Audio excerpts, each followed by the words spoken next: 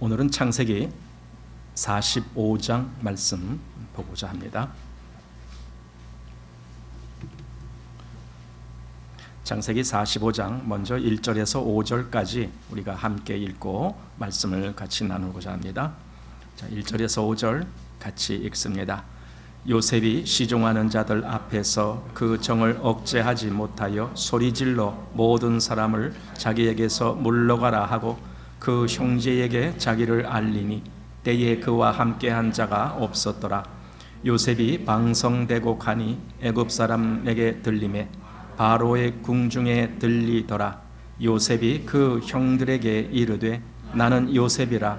내 아버지께서 아직 살아 계시니까 형들이 그 앞에서 놀라서 능히 대답하지 못하는지라. 요셉이 형들에게 이르되 내게로 가까이 오소서. 그들이 가까이 가니 가로되 나는 당신들의 아우 요셉이니 당신들이 애굽에 판 자라. 당신들이 나를 이곳에 팔았으므로 근심하지 마소서. 한탄하지 마소서. 하나님이 생명을 구원하시려고 나를 당신들 앞서 보내셨나이다. 됐습니다. 창세기 45장 말씀은 이제 드디어 요셉이 형들에게 자기를 이렇게 노출시키는 거죠.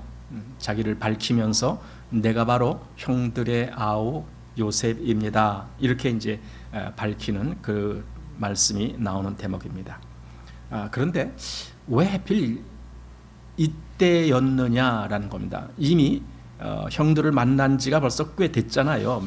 수개월 전쯤에도 한번 만난 것 같고 그랬는데 꼭 이렇게 이때 와서 요셉이 자기를 밝혀야만 됐었는가? 처음에 오자마자, 처음에 만나자마자 내가 바로 요셉이요 이렇게 밝히질 않고 왜 이렇게 시간을 끌었는가? 여러분, 하나님의 일에 있어서 때가 있다라는 걸 아시죠? 하나님은 하나님의 때에 하나님의 일을 하셔요. 우리는 조급한 마음에서 왜 이렇게 빨리 일이 이루어지지 않는가라고 할지 모르지만 뭔가 그것이 이루어져야 할 때가 있습니다. 예수님이 가나의 혼인잔치에서 물로 포도주를 만드실 때 그 어머니가 저들에게 포도주가 없다, 포도주가 모자란다 그런다고 해서 금방 포도주를 만들지 않았습니다. 뭐라고 말했습니까? 내 때가 아직 이르지 아니하였나이다 그러잖아요. 그때가 언제였는데 그들에게 정말 포도주가 없어갖고 그들의 마음이 안달이 나고 이거 큰일 났다, 이거 어떡하느냐 하고 서로 그럴 때 예수님이 하인들 보고 물을 채우라고 하시고 그 돌 항아리에 물이 채워지니까 이제 떠서 갖다 줘라. 그래서 갖다 줬더니 그게 포도주로 변했다 이렇게 되잖아요. 그때 하나님의 모든 역사는 바로 이 때가 있다는 걸 우리가 안다라면은 조급하게 우리가 하나님의 어떤 역사를 미리 구걸하지는 않을 거다라는 생각이 들어요. 하나님이 그때에 역사하실 줄 믿고 아마 기다리는 시간이 필요했을 거다라고 생각됩니다. 여기서 그럼 요셉이 자기를 드러내지 아니하는 것은 도대체 뭘 기다린 건가? 바로 형들이 그들의 잘못, 그들의 죄를 자백하고 시인하고 그리고 거기서 뉘우치는 마음이 있었는가? 뉘우치는 마음이 그걸 회개라고 말하는 거잖아요. 그래서 돌이키는 거잖아요. 과연 형들이 그런 마음이 있었는가? 근데 형들은 충분히 아직 그렇게 나타나질 않았죠. 그래서 요셉은 그 때를 기다린 거예요. 주님이 우리에게 뭔가 은혜의 그 빛을 비출 때에도 기다리시죠. 내가 정말 곤고한 그런 마음이 됐는가? 애통하는 마음이 됐는가? 내가 뭔가 낮아진 마음이 됐는가? 그래서 내가 뭔가를 갈급해하는 마음이 됐는가? 이럴 때를 기다리시죠. 그리고 그것이 그럴 때가 됐을 때 하나님의 어떤 역사가 그에게 이루어지면서 그가 복음을 들을 시간도 오게 하시고 또 그가 그 복음을 깨달을 마음도 주시고 이렇게 하면서 역사하시는 것을 보게 됩니다. 그래서 이때도 요셉은 바로 그 때를 기다리셨다. 요셉이 기다렸다는 것은 요셉은 지금 예수님에 대한 모형으로 나오기 때문에 예수님이 바로 그렇게 하셨다라는 것을 우리가 보게 됩니다.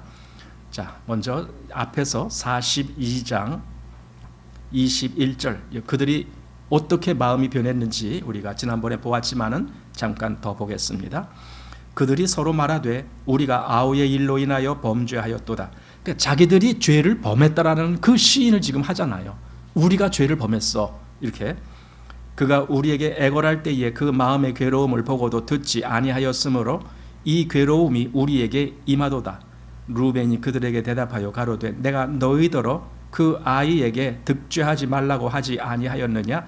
그래도 너희가 듣지 아니하였느니라. 그러므로 그의 피값을 내게 되었도다 하니, 잘못한 것에 대한 그 책임을 지게 됐다. 우리가 이건 전적으로 그 잘못을 시인하는 것일 뿐더러 또한 그 책임이 자기들에게 있다라는 시인도 하는 거거든요. 또 그다음 44장 16절 말씀을 보면은 유다가 가로되 우리가 내 주께 무슨 말을 하오리이까? 무슨 설명을 하오리이까? 어떻게 우리의 정직을 나타내리이까? 하나님이 종들의 죄악을 적발하셨으니 우리와 이 잔이 발견된 자가 다 내 주의 종이 되겠나이다. 이건 이제 두 번째 갔다가 돌아가다가 중간에 그 요셉의 은잔을 그걸 가서 찾아와라. 그는 베냐민 자루에서 찾아 그때 이제 되어지는 일이잖아요. 그러니까 유다가 지금 하는 말이지만은 하나님이 종들의 죄악을 적발하셨다. 단지 이 은이 발견된 것 그거라면은 아마 유다는 우리 억울합니다.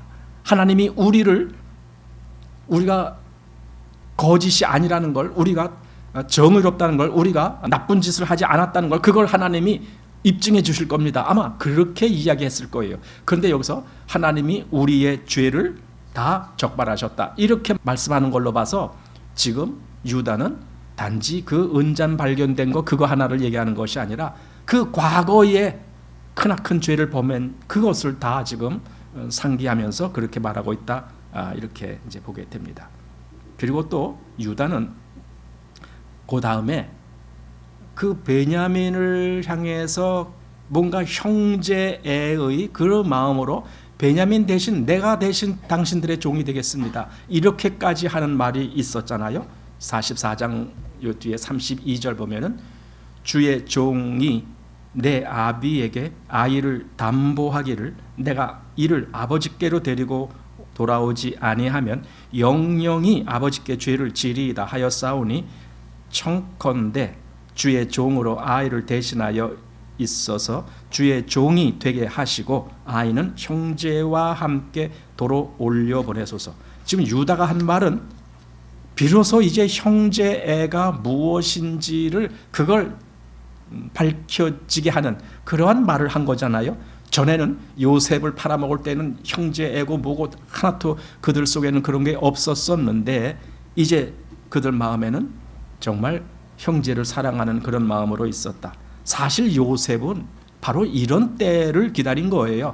그들이 죄를 자복하고 그것 때문에 자기들이 책임을 져야 된다고 고백하고 그리고 지금 또 그 형제 동생을 위해서 대신 자기가 희생을 당하겠습니다라고 하는 이런 말을 할 때 그때를 기다리고 비로소 이제 45장에 와서 이제 내가 바로 그 요셉입니다라고 이제 말하는 그런 때가 된 거죠. 하나님이 이렇게 치유의 길을 열어주실 때는요, 죄에 대한 시인과 뉘우침이 있어야 돼요. 그래서 회개하는 그런 마음이 있어야 돼요. 그래야 하나님의 치유가 있어지는 것입니다. 여기 호세아 5장 15절에 내가 내 곳으로 돌아가서 저희가 그 죄를 뉘우치고 내 얼굴을 구하기까지 기다리리라.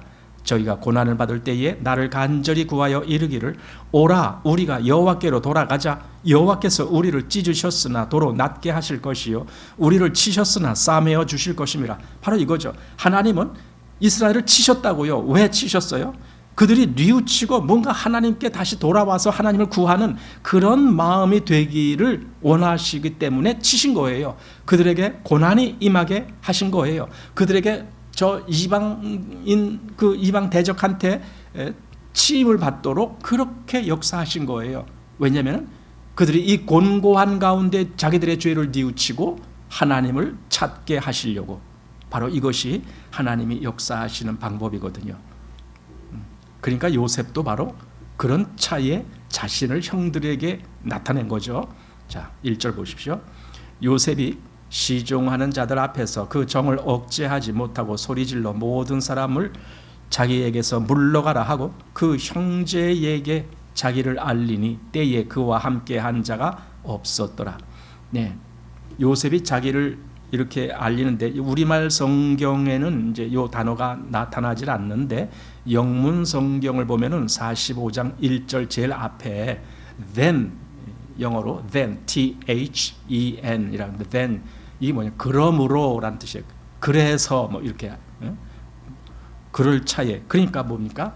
44장에서 그들이 그렇게 자기들의 죄를 자백하고 또 유다같이 그렇게 동생을 위해서 대신 내가 희생이 되겠습니다, 이런 말을 한 바로 그런 차에 그런 것이 있었기 때문에 그러므로 이렇게 해석이 되는 거예요. 이제 우리말에는 그 단어가 없으니까 지금 영문 성경은 이제 그게 있어서 바로 그것을 보게 되는 겁니다. 즉 그들의 그 회개와 뉘우침과 그리고 그 형제애를 드러내는 그 모습이 있고 나서 그 후에 이제 45장이 바로 그것이 되는 겁니다. 바로 이게 하나님의 때라는 겁니다. 우리 신약 성경 마가복음 1장 15절 보면은 가라사대 때가 찼고 하나님의 나라가 가까웠으니 회개하고 복음을 믿으라 하시더라. 회개, 복음 전도에서 가장 중요한 것 중에 하나가 회개라는 거예요. 우리는 일반적으로 복음을 전한다라고 해서 그리스도의 십자가를 잘 전하죠. 십자가로 말미암아 당신의 죄가 다 씻어졌습니다, 이 얘기를 잘하죠. 그런데 듣는 사람은요 시큰둥해요. 그래서 뭐 어떻다는 거야, 이런 시큰둥해. 왜 시큰둥한 줄 아세요? 그는 아직 그 말씀을 받을 위치에 가지 않았기 때문에 그래요. 다시 말해서 그는 자기의 죄가 뭔지를 모르고 있어요. 자기가 왜 회개를 해야 되는지, 왜 돌이켜야 되는지, 왜 하나님 앞에 엎드려야 되는지 이걸 모르고 있어요. 그래서 아무리 복음을 이야기해줘도요 그 복음이 시큰둥하다니까요. 그걸 정말 달갑게 받아 먹질 않고 그냥 뭐 그런 거 있으면 있는 거지 뭐 이 정도예요. 그래서 우리는요 복음을 말하기 전에 먼저 그가 얼마나 죄인인지를 말해줘야 돼요. 얼마나 그가 악한 마음을 갖고 있었는지를 말해줘야 돼요. 강팍한 마음이 있었는지를 말해줘야 돼요. 그러려면은 부딪힘도 있어야 돼요. 예, 부딪힘이 없이 어떻게 그런 얘기를 합니까? 누구의 잘못을 지적하고 그가 죄인이, 그 근본이 죄다, 이걸 어떻게 말합니까? 그와 부딪히지 않는데. 우리는 부딪히는 것을 두려워해갖고 이걸 전하지 못하고 그냥 건너뛰기 때문에 복음이 그들에게 전해되지 않는 거예요. 우리는 그걸 분명히 해야 돼요. 먼저 회개가 있어야 돼요. 그래야 하나님이 역사하시는 거예요. 자, 누가복음 5장 32절 내가 의인을 부르러 온 것이 아니요 죄인을 불러 회개시키러 왔노라. 보세요. 죄인을 부르러 회개시키러 왔다 이러잖아요. 그러니까 죄인이라야 주님께 합당한 거예요. 근데 사람들은 전부 의인처럼 생각하고 있잖아요. 자기가 의인인 것처럼. 그러니까 도무지 회개도 필요 없고 죄에 대한 시인도 필요 없고, 그러니 주님의 복음도 그냥 뭐 내가 꼭 필요한 건 아닌데 그냥 거기 좋은 거라니까 거기다 두고 가, 내가 나중에 펴볼게, 이 정도죠. 그냥 이건 전혀 복음을 복음답게 보는 것이 아닙니다. 자, 누가복음 13장 3절에도 너희에게 이르노니 아니라 너희도 만일 회개치 아니하면 다 이와 같이 망하리라. 다 회개가 필요하다 이거예요. 무슨 뭐 망대가 무너져 갖고 거기에 치임 받아서 죽은 사람 그들만이 죄가 있는 게 아니다. 너희도 다 똑같이 죄인이다. 그러니 너희도 다 회개해야 된다. 지금 그 말입니다. 또 사도행전 3장 19절 그러므로 너희가 회개하고 돌이켜 너희 죄 없이함을 받으라. 이같이 하면 유쾌하게 되는 날이 주 앞으로부터 이를 것이요. 예. 회개하고 돌이켜 너희 죄 없이함을 받으라. 회개하고 돌이키질 않고 그냥 죄 사함 받으려고 해요. 이게 문제예요. 회개하고 돌이키질 않아요. 우리가 말하는 그 구원은요 그렇게 단순하지 않아요. 그냥 교리적인 구원 그런 건 없어요. 성경에. 구원은요 반드시 이 역사가 일어나요. 뭐냐면요 회개라는 역사가 일어나요. 회개가 일어나는 것은 자기가 죄인이라는 그 시인을 먼저 해야 되는 거거든요. 그리고 그것이 나쁘다는 걸, 그것이 악하다는 걸 그걸 알아야 되거든요. 그래야 거기서 돌이키고 거기서 회개가 일어나고 거기서 주님께로 가는 그런 마음이 생기는 거거든요. 바로 그런 마음을 주시고자 하는 거예요. 성경에서 말씀하는 거는. 그랬을 때에 그 복음을 그는 붙잡을 수가 있는 거고 복음을 믿게 되는 거고 의지하게 되는 거거든요. 그런데 실상은 그렇지 않기 때문에 또 사도행전 17장 30절에 보면은 알지 못하던 시대에는 하나님이 허물치 아니하셨거니와 이제는 어디든지 사람을 다 명하사 회개하라 하셨으니 이거죠. 회개하라 하셨으니 사람을 다 명해서 회개하라는 거예요. 그래서 복음의 첫성이 회개하라 천국이 가까웠느니라 이거예요. 예수님도 그렇게 말씀하셨고 세례 요한도 그렇게 말씀했고 회개하라 이 첫성이 그거예요. 예수님 공생애라고 하는 공생애 3년 반 동안의 공생애가 있는데 그 공생애 기간 동안에 즉 하나님의 그 메시지를 선포하는 그런 삶을 살 그 첫 번째 메시지가 회개하라 이겁니다. 회개하라. 참 오늘날은 회개하는 사람 만나기가 너무 힘들어요. 회개가 안 돼요. 자, 로마서 2장 5절도 다만 네 고집과 회개치 아니한 마음을 따라 진노의 날 곧 하나님의 의로우신 판단이 나타나는 그날에 임할 진노를 내게 쌓아두다. 회개하지 않으면 하나님의 진노가 임할 수밖에 없어요. 여러분 복음을 믿었냐 안 믿었느냐 그렇게만 말하지 마세요. 성경이 말씀하는 것은 회개를 말하고 있어요. 당신이 정말 회개했습니까? 당신이 이 죄에서 돌이켰습니까? 당신 마음이 이 죄로부터 돌이켜졌습니까? 당신이 하나님을 거역하는 그 악한 죄에서 이제는 하나님께로 돌이켰습니까? 이 회개가 있었느냐라는 거죠. 고린도후서 7장 10절에도 하나님의 뜻대로 하는 근심은 후회할 것이 없는 구원에 이르게 하는 회개를 이루는 것이요 세상 근심은 사망을 이루는 것이니라. 예. 하나님의 뜻대로 하는 근심이라는 것이 있는데 그것이 결국은 어떻게 인도하느냐? 구원에 이르게 하는 회개가 이루어지게 한다. 그거예요. 구원이 되는 회개. 그러니까 회개가 필요한 거예요. 구원이 되려면 회개가 있어야 되는 거예요. 요 앞에 우리가 이제 43장과 44장을 보는데 요셉의 형들이 두 번 애굽에 온 거 아닙니까? 두 차례. 첫 번째 왔다가 가고 두 번째 왔다가 가다가 중간에 이제 요셉의 은장 그것이 이제 발견되고 다시 돌아온 그거죠. 여기 43장 15절 말씀인데 그 사람들이 그 예물을 취하고 갑절 돈을 자기들의 손에 가지고 베냐민을 데리고 애굽에 내려가서 요셉의 앞에 서니라. 자, 요셉 앞에 섰습니다. 그리고 이제 식량을 사서 갔습니다. 첫 번째는 그렇게 갔고 두 번째는 가다가 다시 돌아왔죠. 그래서 다시 또 요셉 앞에 섰습니다. 자, 44장 14절 유다와 그 형제들이 요셉의 집에 이르니 요셉이 오히려 그곳에 있는지라 그 땅 앞에 엎드리니 이렇게 됐습니다.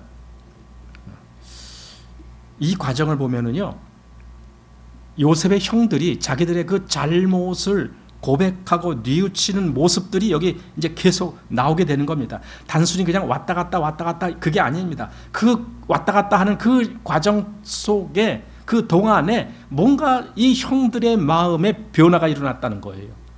비로소 그 환경이 그렇게 만들었을지도 모르죠. 결국은 지난번에도 보았지만은 마음의 변화를 주시는 분이 하나님이시죠. 특별히 이제 여기 유다가 그 베냐민의 생명을 자기가 책임지겠다라고 나서는 모습, 이런 모습, 바로 이런 모습이 요셉이 간절히 원했던 모습이죠. 그래서 오늘 본문 3절 보면은 요셉이 그 형들에게 이르되 나는 요셉이라 내 아버지께서 아직 살아계시니까 형들이 그 앞에서 놀라서 능히 대답하지 못하는지라. 이제 요셉이 자기를 딱 나타낸 거다. 내가 바로 형들의 아우 요셉입니다. 내가 바로 요셉입니다. 그러면서 아버지께서 아직 살아계십니까? 그랬더니 형들이 놀라서 말을 못하는 거예요. 어안이 벙벙했겠죠. 당연하죠. 그 상황에서 어떻게 말을 하겠어요? 이건 꿈에도 아마 이런 꿈 꾸기가 쉽지 않을 건데 이것이 실제적으로 그렇게 요셉이 살아있고 더군다나 애굽의 총리로 그렇게 있다는 모습이 도무지 믿기지 않는 그런 현실이죠. 그러니까 어찌할 수가 없는 거예요. 그러니까 요셉의 그 영광 가운데, 요셉의 그 애굽의 총리라고 하는 그 영광의 자리에 딱 앉아 있을 때, 이제 그 형들과 만나서 했을 때 형들은 도무지 믿겨지지 않는 사실을 접해야 되는 겁니다. 그런데 예수님이 부활하셨다 라고 하는 사실에 대해서 제자들도 그랬어요. 믿기지가 않는 거예요. 예수님이 부활하셔서 물론 하늘에 오르진 아니하셨지만은 그래도 부활은 뭡니까? 그 죽음 권세를 이기신 그 영광스러운 모습 아닙니까? 그런데도 제자들은 예수님을 도무지 믿지 못했어요. 누가복음에 보면은 이런 말씀도 있어요. 저희가 너무 기쁨으로 오히려 믿지 못하고 기히 여길 때에, 이런 말이 있어요. 기히 여겼다는 말은 매우 이상하다. 이게 뭔가 현실감이 떨어진다, 이런 말이에요. 기이하다. 왜 기이해요? 자기들이 생각하는 그 생각의 영역 바뀌기 때문에 그래요. 어떻게 부활을 하셔? 어떻게 부활을 하셔? 여기 지금 요셉의 형들은 아니 어떻게 요셉이 아직까지 살아있어? 아니 어떻게 총리의 자리에 올라왔어? 이게 믿기지가 않는 것처럼 예수님의 부활에 대해서도 제자들이 그랬다 이겁니다. 자, 우리가 이제 이런 걸 보면서 여기에 이제 그 복음의 원칙이 있습니다. 복음의 원칙 뭐냐면은요, 형들이 처음에 애굽에 와서 요셉을 만났을 때 요셉은 그 형들을 알아봤잖아요. 형들은 요셉을 몰라봤지만 요셉은 형들을 알아봤는데 문제는 요셉이 자기를 드러내지 않았다라는 거예요. 자기를 알리지 않았다는 거예요. 1차적으로 그냥 그때는 그냥 보냈다 이거예요. 근데 이런 원리들이 예수님을 예표하는 그 많은 사람들의 경우에도 동일하게 그렇게 나타나는 것을 보게 됩니다. 자, 우리 사도행전 7장 12절입니다. 야곱이 애굽에 곡식이 있다는 말을 듣고 먼저 우리 조상들을 보내고 또 재차 보내매 요셉이 자기 형들에게 알게 되고, 여기서 형들에게 알게 된 그 과정 속에 재차 보내매 이렇게 되죠. 재차란 말은 두 번째 그런 말이잖아요. 왜 이렇게 첫 번째 보낼 때에 알게 하지 않고 왜 두 번째였느냐? 이거죠. 왜 두 번째였느냐? 바로 이 원리가 바로 예수님을 예표하는 많은 그 인물들의 그 모습 속에서도 동일하게 나타나는 겁니다. 예를 들어 모세의 경우를 한번 보십시다. 모세가 처음 하나님이 너가 바로 백성들을 애굽에서 건져내서 이 가나안 땅에 들어가게 하라 하여서 바로 앞에 갔고 또 그리고는 이스라엘 백성들 앞에 갔잖아요. 그래서 하루는 애굽인과 이스라엘 백성이 싸울 때에 애굽인을 쳐 죽이고 그 다음에는 이스라엘 백성들끼리 싸울 때에 왜 너희는 같은 동포끼리 이렇게 싸우느냐 막 이랬을 때에 한 명이 그러는 거예요. 아니 누가 언제 너를 우리들의 주제와 법관 삼았느냐. 여기 출애굽기 2장 14절 그랬죠. 그가 가로되 누가 너로 우리의 주제와 법관을 삼았느냐. 네가 애굽 사람을 죽임같이 나도 죽이려느냐. 이렇게. 그러니까 한마디로 모세를 배척하는 거예요. 그들은 배척했습니다. 여기 사도행전 7장 27절 그 동물을 해하는 사람이 모세를 밀들여 가로되 누가 너를 관원과 재판장으로 우리 위에 세웠느냐. 그러니까 너는 우리의 재판장 아니잖아. 네가 왜 우리한테 간섭을 해? 지금 이런 식으로 모세를 거절했죠.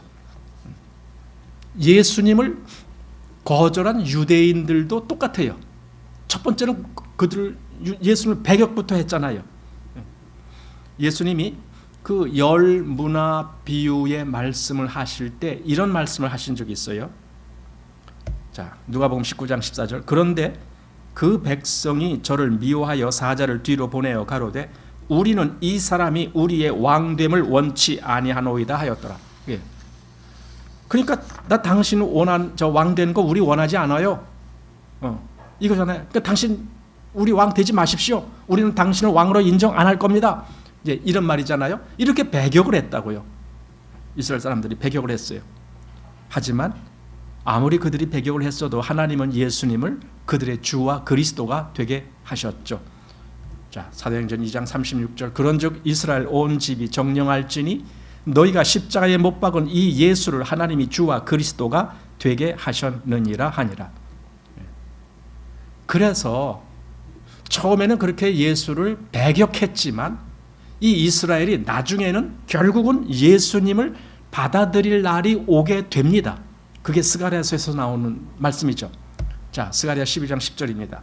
내가 다윗의 집과 예루살렘 거민에게 은총과 간구하는 심령을 부어주리니 그들이 그 찌른 바 그를 바라보고 그를 위하여 애통하기를, 독자를 위하여 애통하듯 하며 그를 위하여 통곡하기를 장자를 위하여 통곡하듯 하리로다. 이렇게 그들이 통회의 회개를 할 때가 온다. 그러면서 그들이 예수님을 배격한 그것을 뉘우치는 그때가 온다. 지금 이제 이 얘기를 지금 하시는 거예요. 예수님의 예표인 다윗의 경우에도 똑같아요. 다윗도 보면은요, 그 형들이 처음에 다윗을 얼마나 깎아내렸어요.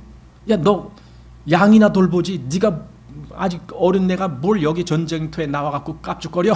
이런 식으로 말을 했잖아요. 우리 사무엘상 한번 보십시다. 17장 28절. 장령 엘리압이 다윗의 사람들에게 하는 말을 들은지라 그가 다윗에게 노를 바라여 가로되 네가 어찌하여 이리 내려왔느냐? 들에 있는 몇 양을 네게 맡겼느냐? 나는 네 교만과 네 마음의 완악함을 아노니 네가 전쟁을 구경하러 왔도다. 이렇게 아주 업신여기면서 다윗을 이렇게 낮추어 보는 그런 일이 있었죠. 하지만 하나님은 다윗을 이스라엘의 왕이 되게 하셨죠. 바로 그겁니다. 그래서 이제 요셉이 애굽의 총리가 됐다라는 그 개념이 바로 그런 의미가 있습니다. 비록 그 형들은 요셉을 팔아먹고 요셉을 배격했지만 하나님은 요셉을 애굽의 총리가 되게 하셨다라는 겁니다. 자, 그래서 오늘 4절 요셉이 형들에게 이르되 내게로 가까이 오소서. 그들이 가까이 가니 가로되 나는 당신들의 아우 요셉이니 당신들이 애굽의 판자라. 당신들이 나를 이곳에 팔았으므로 근심하지 마소서. 한탄하지 마소서. 하나님이 생명을 구원하시려고 나를 당신들 앞서 보내셨나이다. 보세요. 지금 요셉이 형들에게 뭐라고 합니까? 내게로 가까이 오소서. 사실은 지금 같은 그 실내에 있는 거잖아요. 거기서 같이 이렇게 있는데 내게로 가까이 오라는 말은 뭐예요? 더 가까이 오라는 거예요. 이건 어떤 면에서는 그동안 너무나 멀리 떨어져 있었다. 우리는 이건 단지 거리상으로만의 멀리가 아니고 실제로 마음에서 멀리 떨어져 있었다. 여러분, 우리는 사실 주님과 멀리 떨어져 있었던 자들 아닙니까? 거기 에베소서에서 보면은 우리는 원래 하나님과 원수되었던 자라고 거기 그렇게 나오고 있어요. 우리가 원수되었던 자라고. 그러니까 이렇게 멀리 떨어져 있는데 이제 내게로 가까이 오소서. 이렇게 가까이 오기를 부릅니다. 이게 사실은 우리에게 지금 하나님이 또 예수님이 우리를 부르시는 그 복음의 메시지에 오라는 거예요. 오라는 거예요. 우리를 부르신다고요. 여러분, 근데 가기가 싫죠? 일반인의 입장이 그거야. 아니, 왜 날 불러? 내가 왜 거기 가야 돼? 이렇게 가기가 싫은 거예요. 주님이 아무리 불러도 수고하고 무거운 짐진 자들아 다 내게로 오라 이렇게 부르시는데 가기가 싫은 거예요. 죄인들을 부르시는데 가기가 싫은 거예요. 요셉이 그럽니다. 나는 당신들의 아우 요셉이니 당신들이 애굽에 판 자라. 요셉의 형들이 요셉을 팔았어요. 여러분, 우리는 어떻습니까? 우리도 예수님을 팔았어요. 사실은 우리 죄가 예수님을 십자가로 가게 만들었으니까 우리가 판 거나 마찬가지예요. 가룟 유다가 은 30에 팔았다 하지만은 가룟 유다만이 아니라 우리가 다 가룟 유다예요. 그런 입장에서. 왜냐하면 예수님은 가룟 유다가 팔았기 때문에 십자가로 간 것이 아니라 우리 죄 때문에 간 것이기 때문에 그래요. 예수님이 가룟 유다 배신의 문제라면 가룟 유다 순식간에 그냥 없어지게도 할 수가 있었죠. 뭐 그건 문제도 아니잖아요. 그런 거는.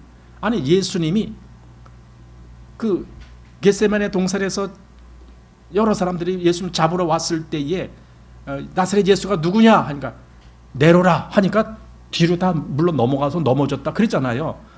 그렇게 거기서 용감한 시몬 베드로가 검을 빼갖고 그 대제사장의 종 하나의 귀를 탁 잘라서 떨어뜨렸더니 예수님이 갖다 저거다 붙이니까 내가 놔버렸어요. 그런 역사가 있어요. 그런 예수님이 가룟 유다가 배반해서 판다라고 할 때에 그거 막지 못했겠느냐고요. 예수님 마음만 있었으면은 가룟 유다가 100명이 있어도 순식간에 없어지게 할 수도 있었어요.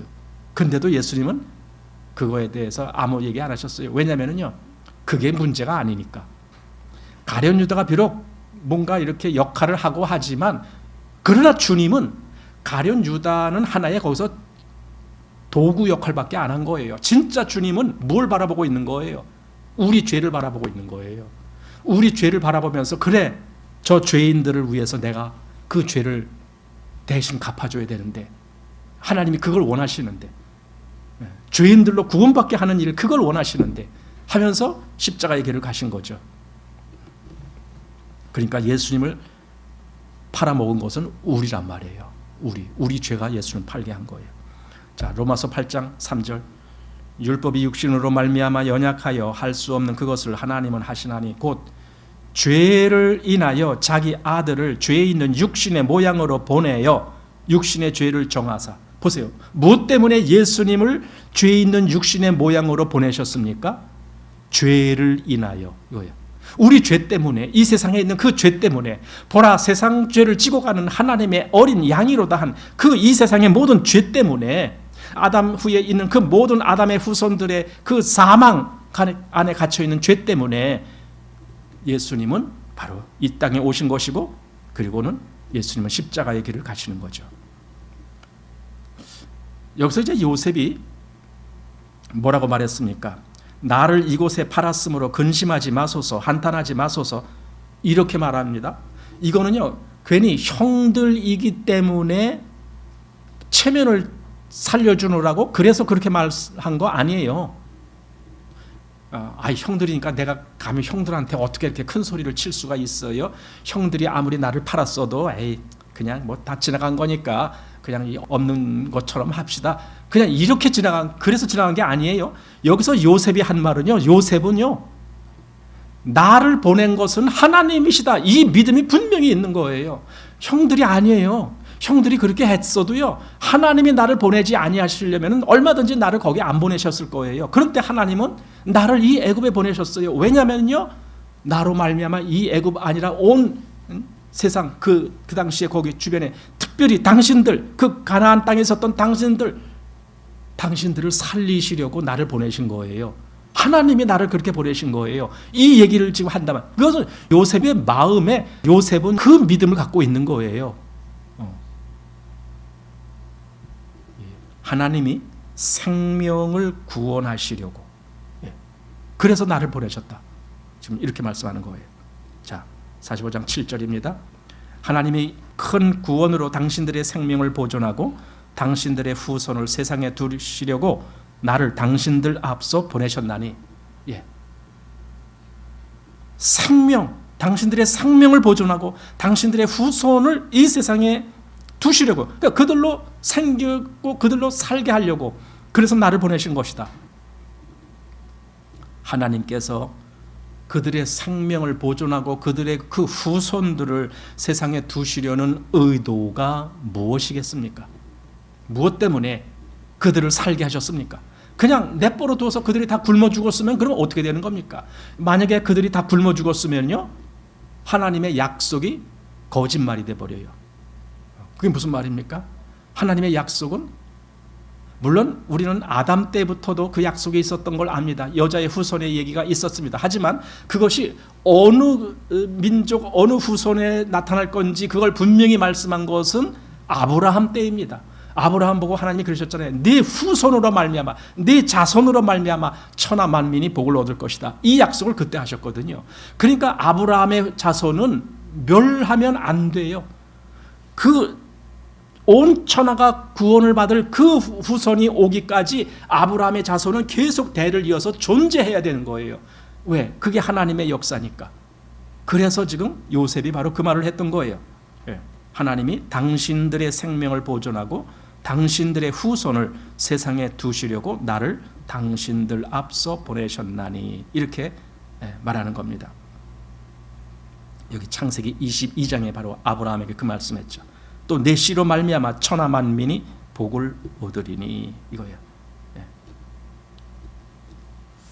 그런데요, 이렇게 하나님이 이런 계획이 있음을 말씀하셨고 또 그렇게 실제로 하나님의 의도가 그런데 사단은 하나님의 이러한 계획을 어떻게 해서든지 회방하고 싶은 거예요. 그래서 아브라함의 후손을 자꾸 이렇게 없어지게 하려고 무진장 애를 쓰죠, 사단이. 그런 일이 아주 많이 나와요. 예를 들어 모세 때에 어떤 일이 있었습니까? 애굽 왕이 어떻게 합니까? 그 당시에 남자 아이를 낳거든 다 나일강에다 다 던져라, 이렇게 말하죠. 또 바사 왕 아닥사스다 왕 때에 그때 하만이라고 하는 자가 나타나서 완전히 유대 족속을 다 멸절시키려고 하만이 그렇게 계획을 세웠잖아요. 그러니까 사단이 한 거예요. 또 예수님 출생하실 때에는 어떤 일이 있었어요? 헤롯 왕이 사내 아이를 그때 연령을 추정해서 2살 아래의 사내 아이를 다 죽여라, 이런 명령을 내렸잖아요. 그 멸절하려고 어떻게 해서든지 아브라함의 후손 속에서 그 아브라함에게 약속하셨던 천하 만민이 네 후손으로 말미암아 복을 얻으리라 한 그 복의 근원이 오시는 것을 어떻게 해서든지 막으려고 사단이 발버둥친 거죠. 그렇지만 하나님은 예수님이 그대로 세상에 오게 하셨고 그 예수님으로 말미암아 이 구원의 역사가 완성되게 하시는 거죠. 그게 십자가죠. 자, 본문 9절입니다. 당신들은 속히 아버지께로 올라가서 고하기를 아버지의 아들 요셉의 말에 하나님이 나를 애굽 전국의 주로 세우셨으니 내게로 지체 말고 내려오사 아버지의 아들과 아버지의 손자들과 아버지의 양과 소와 모든 소유가 고센 땅에 있어서 나와 가깝게 하소서. 이제 형들에게 가서 그 나머지 가족들을 다 데려오라는 거예요. 아버지를 비롯해서 심지어 가축까지도 다 데려와서 여기서 살게 하라, 그겁니다. 그래서 13절에 당신들은 나의 애굽에서의 영화와 당신들이 본 모든 것을 다 내 아버지께 고하고 속히 모시고 내려오소서 하며, 이렇게 했습니다. 지금 요셉이 어느 위치에 있습니까? 영광의 위치에 있습니다.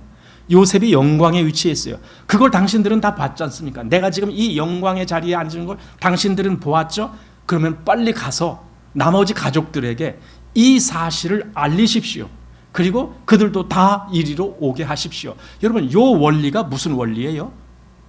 이게 전도예요. 우리는 무엇을 본 거예요? 하나님이 그 아들을 영화롭게 하신 것을 본 거예요. 그 아들이 어떻게 영화롭게 됐어요? 부활하셔서 하나님 우편에 앉으셨어요. 사도행전 보면은요, 바로 그걸 아주 중점적으로 그걸 말하고 있잖아요. 하나님이 그 아들을 영화롭게 하셨느니라. 우리도 그 아들을 영화롭게 하신 그것을 보게 된 거고, 그것 때문에 우리도 동일하게 구원받은 자들이 됐다라는 거예요. 그러면 우리가 가서 뭘 전할 것인가?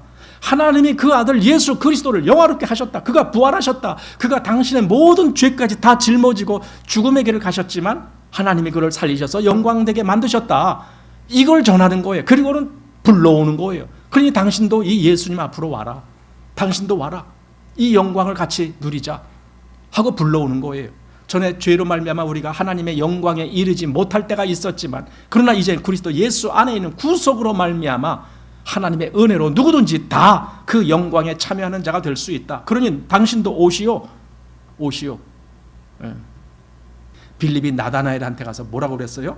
와보라. 와보라. 누굴 봐요? 예수님한테 와서 예수님 보라. 지금 그 얘기를 여기 지금 요셉이 그 형들에게 하는 겁니다. 가서 데리고 오라, 이거죠. 가족들을 데리고 오라. 예. 아직 거기 있는 사람들은 요셉의 이 소식을 모르잖아요. 요셉이 얼마나 지금 영광 가운데 올라가 있는지 모르잖아요. 그들에게 이 소식을 알려서 그들도 오게 하라, 이거죠. 예. 이것이 예수님을 전하는, 그리스도를 전하는 그 모습과 동일하다라고 생각이 됩니다. 이사야서 66장 19절입니다. 내가 그들 중에 징조를 세워서 그들 중 도피한 자를 열방 곧 다시스와 뿔과 활을 당기는 룻과 및 두발과 야완과 또 나의 명성을 듣지 못하고 나의 영광을 보지도 못한 먼 섬들로 보내리니 그들이 나의 영광을 열방에 선파하리라. 바로 이 모습이죠. 하나님이 그 영광스러운 모습을 듣지 못한 이들에게 가서 그것을 선파하고 전하는 거예요. 그리고 당신들도 오라 이거예요. 이 영광스러운 주님 앞으로 나오라 이렇게 말하는 겁니다. 자, 본문 14절입니다. 자기 아우 베냐민의 목을 안고 우니 베냐민도 요셉의 목을 안고 우니라. 요셉이 또 형들과 입맞추며 안고 우니 형들이 그제야 요셉과 말하니라. 아까 이제 앞에서 내가 요셉입니다. 그들이 할 말을 잃어버렸다 그러는데 이제 비로소 말하기 시작하는 거야. 그들이 입맞추고 뭔가 이제 정상적인 회복이 되는 모습이죠. 그랬을 때 비로소 그들이 입맞추고 말을 하기 시작했다. 결국 이렇게 되기까지 필요했던 것이 뭐예요? 뉘우침이죠. 죄에 대한 시인이었죠. 그리고 그걸 인정하는 거였죠. 자기들이 잘못했다는 걸 시인하는 거였죠. 그랬을 때에 요셉이 결국 자기를 드러내고 그들 형들과 같이 이렇게 된 거 아닙니까? 바로 하나님이 바로 이렇게 이스라엘 전체를 후일에 그들이 완전히 돌이켜서 죄 씻음을 얻을 날을 그날을 작정하시고 그렇게 말씀하시는 거예요. 자, 스가랴서 13장 1절입니다. 그날에 죄와 더러움을 씻는 셈이 다윗의 족속과 예루살렘 거민을 위하여 열리리라. 열린다는 거예요. 열려. 실제로 그 일이 이루어지게 하시겠다. 하나님이. 그러니까 이스라엘은 지금 아직도 하나님의 아들을 배척하고 있잖아요. 아직도. 하지만 때가 될 때 하나님은 그 이스라엘에게 그들이 회개하고 돌이킬 수 있는, 그래서 더러움을 씻게 하는 그 셈이 열린다 이거예요. 여기 다윗의 족속에게, 이것은 다윗의 후손을 얘기하는 거고 지금 이스라엘을 이야기하는 겁니다. 자, 그리고 또 이사야서 54장을 보면은 7절입니다. 내가 잠시 너를 버렸으나 큰 긍휼로 너를 모을 것이요 내가 넘치는 진노로 내 얼굴을 내게서 잠시 가리웠으나 영원한 자비로 너를 긍휼히 여기리라. 내 구속자 여호와의 말이니라. 이거예요. 잠시가 내가 너를 버렸어. 하지만 나는 너를 긍휼히 다시 내게로 모을 거야. 이거예요. 이게 하나님의 역사죠. 요셉이 그 형들에게 그렇게 배척을 당했고 처음에 형들이 왔어도 모르는 척하고 돌려보냈지만은 결국은 이제 자기를 드러내면서 내가 바로 요셉입니다 하고 그들과 안으면서 입맞추고 이런 모습을 보게 되는 겁니다. 자, 또 한 가지 이제 은혜의 복음에 비추어서 우리가 여기서 또 하나 교훈을 얻게 되는 것은 뭐냐면요, 요셉의 형들은 그 식량 살 돈을 잔뜩 가지고 왔잖아요. 그런데 1차도 그렇고 2차도 그렇고 돈을 가지고 왔어도 그 돈은 도로다 그 자루에 넣어서 보냈어요. 첫 번째도 그랬고 두 번째 또 그랬어요. 그게 무슨 말이에요? 여기서 우리는 이 식량이 뭐냐면 그것은요, 생명을 구원하는, 생명을 주는, 그죠? 사방에서 건질 수 있는 그거잖아요. 그게 결국은 지금 우리의 입장에서는 구원의 은혜예요. 여러분, 구원의 은혜는 돈으로 사는 게 아니에요. 그건 그냥 하나님이 은혜로 우리에게 주시는 거예요. 그걸 돈으로 살려고 가져왔지만 그건 다 헛된 돈이었던 거예요. 거저오라는 거죠. 여기 이사야서 55장 1절. 너희 목마른 자들아 물러나오라. 돈 없는 자도 오라. 너희는 와서 사 먹되 돈 없이 값 없이 와서 포도주와 젖을 사라. 이거잖아요. 돈 없이 값 없이 와서 사라는 거예요. 이것이 은혜가 주어지는 하나님의 역사요 방법입니다. 값 없이 주시는 은혜. 또 사도행전 8장 20절입니다. 베드로가 가로되 네가 하나님의 선물을 돈 주고 살 줄로 생각하였으니 네 은과 네가 함께 멸할지어다. 이것은 그 은사를 가지고 내가 돈을 줄 테니까 내게도 좀 그 은사가 임하게 해달라고 이렇게 여기서 말한 자가, 그에게 지금 베드로가 아주 엄하게 네가 하나님의 선물을 돈 주고 살 줄로 생각했느냐? 그럼 너는 멸망할 거야. 지금도 그래요. 우리가 율법주의자들에 대해서 왜 그게 잘못됐다고 말합니까? 그들은 자기들의 공로를 가지고 하나님의 은혜를 살려고 하는 거예요. 자기들의 공로, 우리가 이렇게 잘했으니까 하나님 은혜를 주십시오, 이거잖아요. 그러나 그건 하나님의 은혜가 아닌 거예요. 은혜는 공로 없는 자에게 주시는 것이 은혜예요. 다만 자기가 죄인인 걸 얼마나 시인하느냐, 그래서 얼마나 뉘우치느냐, 얼마나 회개하느냐, 그것이 하나님이 보는 관건이거든요. 자, 에베소서 2장 8절입니다. 너희가 그 은혜를 인하여 믿음으로 말미암아 구원을 얻었나니 이것이 너희에게서 난 것이 아니요 하나님의 선물이라. 선물이라고요. 근데 왜 선물을 돈 주면서 살려고 그러냐. 누가 여러분들에게 선물을 줬다라고 생각해 봅시다. 그런데 선물을 와서 나한테 선물을 주고 이제 가려고 하는데 잠깐만 하고 내가 여기 돈을 가져가야지 하고 돈을 주면은 그 사람이 어떻게 생각하겠어요? 아, 이 사람아, 나는 지금 이거 선물로 갖고 온 거야. 당신 주려고 내가 선물로 갖고 왔는데 그걸 왜 당신이 돈을 나한테 줘? 그럼 내가 이거 팔러 왔나 이거? 장사하러 온 거야 내가? 그거 아니잖아. 선물은 그냥 받는 거예요. 그냥 받는데 어떻게 받아요? 감사함으로 받는 거예요. 그게 선물이에요. 근데 그걸 돈 주고 사는 걸로 생각한다면 그건 멸망할 자들이죠. 행위주의자가 바로 그런 거예요. 율법주의자가 바로 그런 거예요. 자기들의 그 공로로 사겠다는 거예요. 하나님의 은혜를. 그건 아주 나쁜 버릇이에요. 하나님의 은혜를 돈 주고 값 주고 살 줄로 생각한다면 그건 멸망당할 수밖에 없는 거죠. 자, 본문 26절입니다. 고하여 가로되 요셉이 지금까지 살아 있어 애굽 총리가 되었더이다. 야곱이 그들을 믿지 아니함으로 기색하더니 그들이 또 요셉이 자기들에게 부탁한 모든 말로 그 아비에게 고하되 그 아비 야곱이 요셉의 자기를 태우려고 보낸 수레를 보고야 기운이 소생한지라. 예, 이건 이제 형들이 다 다시 가나안 땅에 가서 그 아버지 야곱 앞에 이제 나타나서 한 말이에요. 그때 요셉이 총리가 되었습니다. 그걸 누가 믿어요? 아니, 본인들도 사실은 처음에 못 믿었잖아요. 그 어안이 벙벙해갖고 한동안 말을 잊었잖아요. 할 말이 없었잖아요. 근데 야곱이라고 다르겠습니까? 요셉이 애굽의 총리 됐어요. 야곱이 뭐라 그래요? 콧방구도 안 껴요. 우리 그런 말을 믿죠. 그걸 어떻게 믿느냐고요. 그런데 여기 27절에 요셉이 자기들에게 부탁한 모든 말로 그 아비에게 고하매. 그러니까 그 말을 전한 거예요. 말을. 어떤 사건이 있다라고 그 소식을 알린 것이 아니라 요셉의 말을 전한 거예요. 그리고는 그 다음에 어떻게 했습니까? 그 아비 야곱이 요셉의 자기를 태우려고 보낸 수레를 보고야 기운이 소생한다. 이제 비로소 그러면 진짜인가 보다. 이렇게 뭔가 마음이 바뀌는 거죠. 여러분, 우리는 하나님의 말씀이 들려져야 되고 그때 성령께서 그 말씀을 가지고 내 안에 역사하실 때 비로소 우리 마음에 믿음이 생기고 그 말씀을 붙잡게 되는 거예요. 그 원리가 지금 이 원리예요. 그래서 여기서 요셉의 말을 그대로 전했죠. 이건 하나님의 말씀을 그대로 전하는 것과 똑같은 거예요.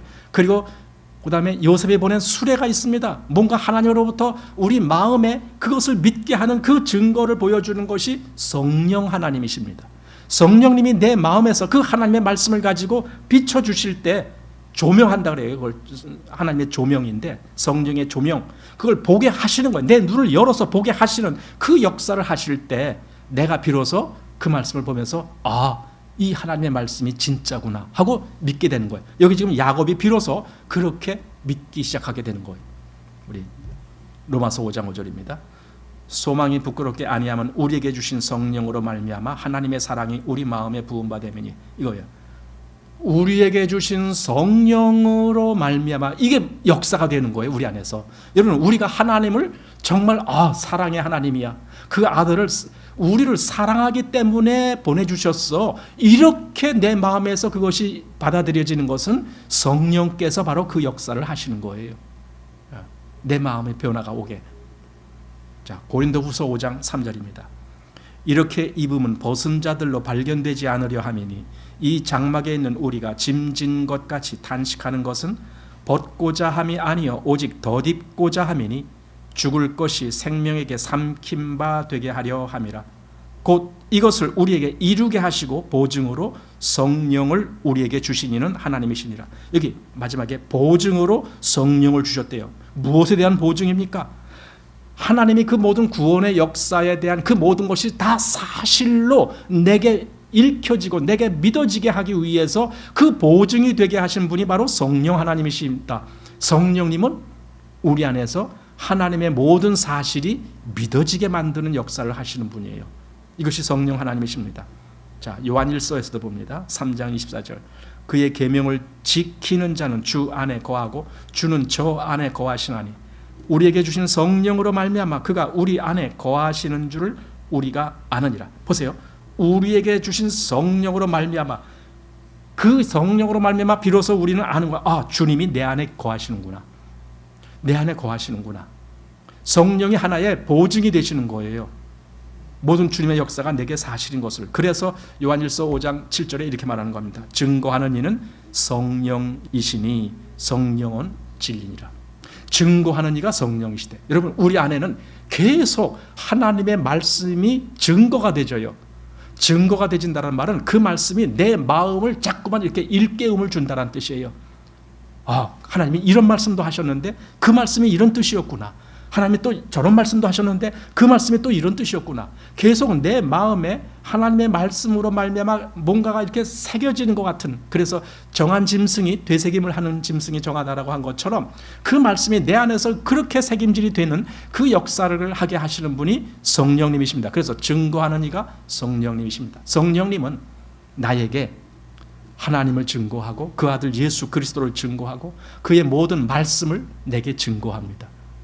증거한다. 이 증거가 증거로서의 효력이 있으려면 그것이 내 안에서 내 마음에 비춰져야 되죠.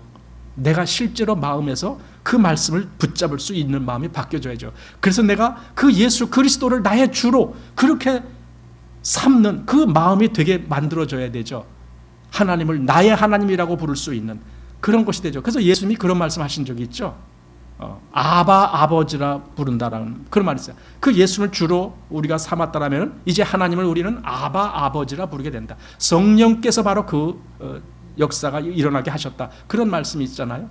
아바 아버지, 그분 뭡니까? 하나님을 나의 하나님이라고 부른다, 그 말이에요. 나의 하나님이십니다. 그러니까 어떤 사람들은 아바가 아빠라는 뜻이래. 그래갖고는요, 무슨 말? 아빠 하나님 또 이렇게 부른대요. 웃기는 거예요. 한마디로 그거는요, 그 시대를 지금 당시에 중동에서 그때 아바라고 부를 때는 그때는 그 아버지를 자기의 친부, 나의 진짜 아버지입니다, 그런 의미로서 그 말을 썼다라는 의미지, 호칭을 그냥 아빠라는 그 호칭을 한다라는 게 중요한 게 아닌 거예요. 우리에게 그럼 그 말이 아바 아버지라는 말이 우리에게 적용되면 하나님을 나의 하나님이십니다, 이렇게 되는 거예요.